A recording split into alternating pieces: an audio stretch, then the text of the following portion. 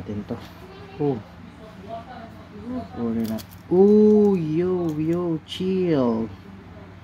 Kunin ko lang tong ano mo. Nagbisan. Relax, girl.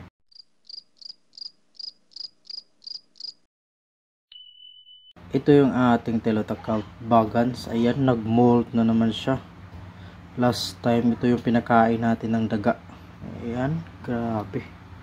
Ang ganda ng ano niya. After nag-molt. Ayan, ngayon maglalagay tayo ng tubig para sa kanya. Grabe. Hindi na siya nagtatago dito sa ilalim. Sa hide niya.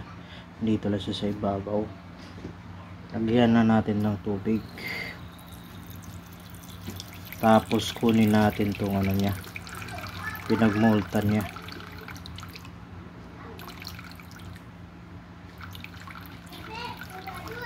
Yan.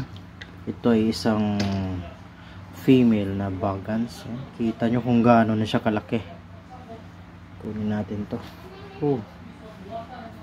Kunin na. Yo, chill. Kunin ko lang tong ano mo. Nagbisan. Relax, girl.